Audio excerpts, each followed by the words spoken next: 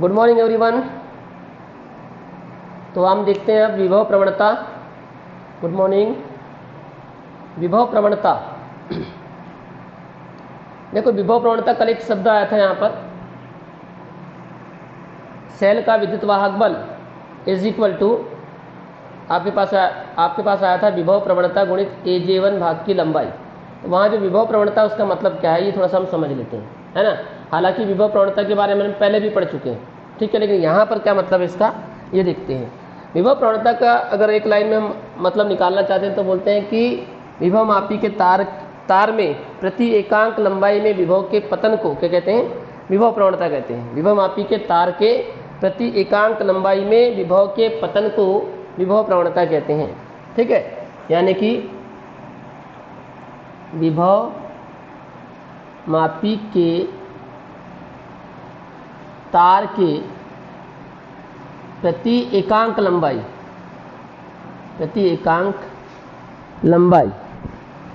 में विभव के पतन को विभव प्रवणता कहते हैं। अब पतन शब्द का मतलब क्या होता है बताइए। ये पतन शब्द लिखा हुआ इसका मतलब क्या होता है? पतन शब्द का मतलब क्या होता है? विनाश, है ना।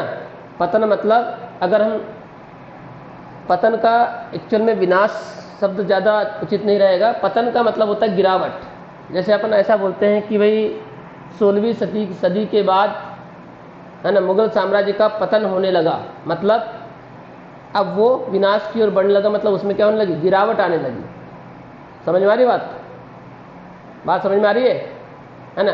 पतन हो गया मतलब खत्म हो गया, या विनाश शब्द कभी अगर उपयोग करते हो तो चल जाता है, लेकिन पतन का मतलब होता है क्या होना, उसमें पतन का शुरू होना मतलब धीरे धीरे क्या करना, उसमें गिरावट आते जाना, उसमें कमी आते जाना, उसका नष्ट होने की ओर बढ़ते जाना। Clear that?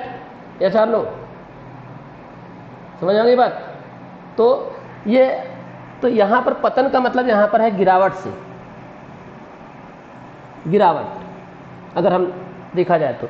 अब गिरावट कैसी, मतलब उसके मान में क्या आना, कमी आना। विभव का पतन मतलब विभव के मान में क्या आना, कमी आना, है ना। अब उसको कैसे समझते हैं, देखो जैसे हमारे पास में विभव मापी का तार था कल AB, और हम यहाँ पर 10, 20, 30, 40, 50, 60, 70, 80, 90, 100 ऐसा सेंटीमीटर में हम लोगों ने मीटर स्केल रखा हुआ था। अब हमको जॉकी को जब बिंदु A और B पर टच कराते हैं और परिपथ की सत्यता की क्या करते हैं, जांच करते हैं, तो विक्षेप परस्पर कैसे आते हैं, विपरीत आते हैं। बिल्कुल सही बात है, ठीक है। लेकिन मुझे ये बताइए कि ये वाला जो सिरा ये है, ये किससे जुड़ा हुआ था, सेल के धन से जुड़ा था कि नहीं? यस और नो? संचायक सेल से जुड़ा धन से, और ये वाला किससे जुड़ा हुआ है, ऋण से। मतलब ये प्लस है और ये क्या है, माइनस है। तो इधर बताइए ये बिंदु A पर विभव उच्च होगा कि निम्न होगा, बताओ? उच्च विभव होगा। और इस ओर जो विभव होगा ये कैसा होगा बताइए, निम्न विभव होगा। और आप क्या कर रहे हैं, जॉकी जे को क्या कर रहे हैं, तार के बिंदु A से क्या कर रहे हैं, B की ओर क्या कर रहे हैं, टच कराते चल रहे हैं अलग अलग बिंदुओं पर। तो मुझे बताइए जब A से हम B तक जाएंगे तो बताइए प्लस से आप कहाँ जा रहे हो, प्लस से आप कहाँ जा रहे हो, माइनस की ओर, मतलब उच्च विभव। तो उच्च विभव से आप कहाँ जा रहे हो बताइए, तो उच्च विभव से निम्न विभव की ओर जाना, आगे बढ़ना होता है कि पतन होता है, पतन कहलाएगा या साहब नो? भाई यहाँ पर विभव उच्च है, हमने क्या बोले, विभव मापी के तार के प्रति एकांक लंबाई में विभव के पतन को क्या बोलते हैं, विभव प्रवणता कहते हैं। तो भाई एकांक लंबाई मतलब 1-1 सेंटीमीटर बढ़ जाओ यहाँ से ऐसा, ठीक। तो 1-1 सेंटीमीटर जब आप इधर जाओगे तो 1 सेंटीमीटर जाने पर विभव में के मान में जो कमी आएगी या विभव का जो पतन होगा उसी को क्या बोलेंगे हम, विभव प्रवणता कहेंगे। Clear that? ये बिल्कुल उसी प्रकार से। अभी ऐसे भी समझ नहीं आ रहा होगा आपको। एक और डायग्राम बनाता हूँ। आप लोग ऐसे जानते हो 0 होता है या 1 होता है या 2 होता है या 3 होता है या 4 होता है। मान चलिए -1, -2, -3 और -4। मुझे बताइए आप कहाँ पर थे, 4 पर थे। आप धनात्मक की तरफ थे ना, बताइए धनात्मक है कि नहीं इधर वाली राशि है, हाँ, और इधर ऋणात्मक। तो मुझे बताइए आप 4 पर थे, 4 से आप 1 सेंटीमीटर 3 पर आए, फिर 2 पर आए, फिर 1 पर आए, फिर 0 पर आए, तो क्या हो रहा है बताओ? आपके मान में क्या हो रही है? कमी हो रही है कि नहीं? क्लियर? फिर आप -1 पे आओगे तो क्या हो गया बताइए आप? मान में क्या हो रही है? कमी हो रही है। यानी जब धन से ऋण जाते हैं तो आपकी संख्या क्या होती जाती है? क्या होती जाती है?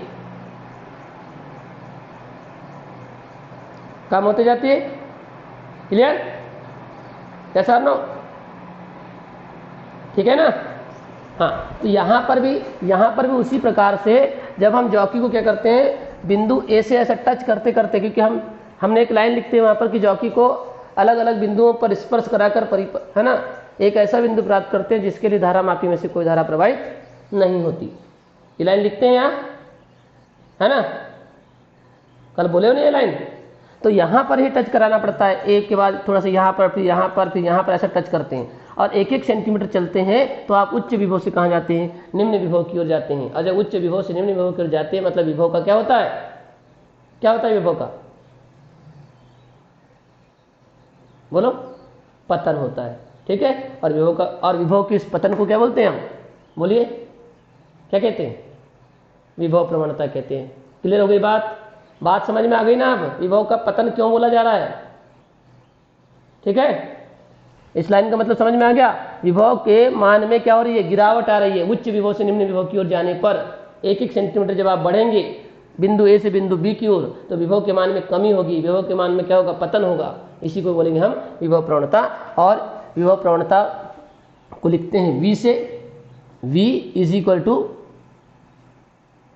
Sorry rho is equal to, rho से लिखते थे, rho is equal to V upon L, rho is equal to V upon L हो जाएगा। तो ये परिभाषा तो वही, देखो एकांक लंबाई में विभव के पतन को विभव प्रवणता कहते हैं। क्लियर? एकांक लंबाई में विभव के पतन को विभव प्रवणता कहते हैं। तो ये हो गई एकांक लंबाई, एल बराबर 1, राइट? इस तरह से विभव मापी के तार के प्रति एकांक लंबाई में विभव के पतन को विभव प्रवणता कहते हैं। मात्रक क्या होगा इसका? वोल्ट, और लंबाई का मीटर। ठीक है? अगर सेंटीमीटर में लिखा होता है वोल्ट प्रति सेंटीमीटर वो भी सही है, लेकिन अगर वोल्ट प्रति मीटर लिखा है और वोल्ट प्रति सेंटीमीटर लिखा है तो फिर आप क्या करोगे? वोल्ट प्रति मीटर को सही करोगे। क्लियर हो गई बात? क्योंकि ऐसे पद्धति में वोल्ट होता है, मीटर होता है। क्लियर? ओके, चलो ठीक।